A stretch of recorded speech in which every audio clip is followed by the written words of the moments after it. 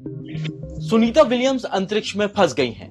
वो 5 जून 2024 को Boeing Starline नाम के स्पेसक्राफ्ट में सवार होकर मिशन पर गईं।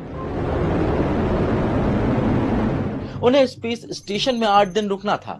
आज 23 दिन हो चुके हैं, लेकिन वो वापस कब लौटेंगी ये तय नहीं है। मीडिया रिपोर्ट्स में दावा किया जा रहा है कि स्पेसक्राफ्ट में तकनीकी खराबी और हीलियम गैस का रिसाव हो रहा है। अगर स्टारलाइन इस कंडीशन में धरती पर वापस लौटता है तो उसमें आग लगने के चांसेस कई गुना ज्यादा हो जाएंगे। अब नासा पर तकनीकी दिक्कतों को नजरअंदाज करने का आरोप लग रहा है। आज भास्कर एक्सप्लेनर में जानेंगे सुनीता विलियम्स किस मिशन को पूरा करने स्पेस में गई हैं, साथ ही वो कैसे धरती पर सुरक्षित वापस लौटेंगी। ये अमेरिकी कंपनी एयरक्राफ्ट बोइंग और नासा का joint crew flight test mission है। ये स्पेस कैप्सूल एस्ट्रोनॉट्स को पृथ्वी की लो अर्थ ऑर्बिट लियो में बने स्पेस स्टेशन तक ले जाने और वहां से वापस लाने के लिए डिजाइन किया गया है। एलन मस्क के बाद बोइंग एस्ट्रोनॉट्स को स्पेस स्टेशन ले जाने वाली दूसरी प्राइवेट फर्म बन गई है। बीते महीने स्टारलाइन के लॉन्च को कई बार टाला गया। आखिरकार 5 जून को इसने धरती से उड़ान भरी, जो 25 घंटे के सफर के बाद इंटरनेशनल स्पेस स्टेशन यानी ISS पहुंची। इस मिशन में सुनीता के साथ मिशन कमांडर बुश विल्मोर और 5 एस्ट्रोनॉट्स मौजूद हैं। मिशन का उद्देश्य स्पेस क्राफ्ट से एस्ट्रोनॉट को स्पेस स्टेशन तक ले जाकर वापस लाने की क्षमता साबित करना है। सुनीता और विल्मोर पहले एस्ट्रोनॉट्स हैं जो एटलस V रॉकेट के जरिए स्पेस ट्रेवल पर भेजे गए हैं। इस मिशन के दौरान उन्हें स्पेस क्राफ्ट को मैन्युअली उड़ाना था और इस फ्लाइट टेस्ट से जुड़े कई तरह के फ्लाइंग टेस्ट ऑब्जर्वेटिव भी पूरे करने थे। कई मीडिया रिपोर्ट्स में यह दावा किया जा रहा है कि स्पेस क्राफ्ट में लीकेज और तकनीकी दिक्कतों को नजरअंदाज किया गया। मिशन के दौरान स्पेस क्राफ्ट को 13 जून को वापस आना था।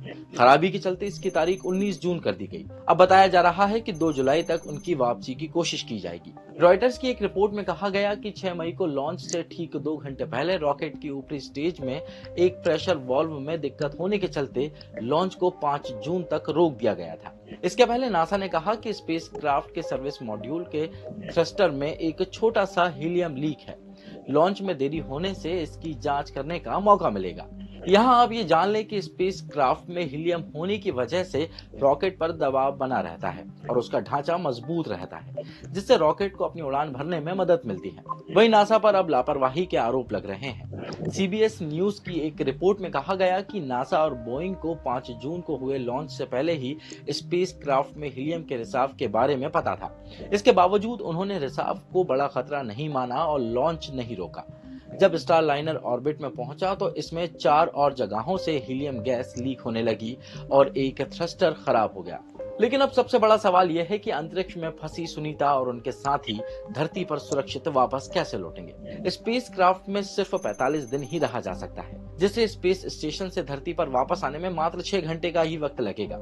इस समय सीमा को पूरा होने के बाद सुनीता और विल्मोर को दूसरे एयरक्राफ्ट से वापस लाने की व्यवस्था करनी होगी। एलन मस्क से स्पेस एक्स क्रू ड्रैगन और रूसी स्पेस क्राफ्ट सोयूज दोनों जरूरत पड़ने पर एस्ट्रोनॉट्स को वापस धरती पर ला सकते हैं।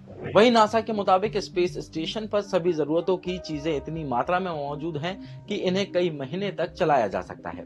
इसलिए फिलहाल एस्ट्रोनॉट्स के लिए कोई खतरा नहीं है। अब सभी को उम्मीद है कि 2 जुलाई तक सुनीता और उनके साथी सुरक्षित धरती पर वापस लौट आएंगे। ऐसी और भी वीडियोस को देखने के लिए बने रहें।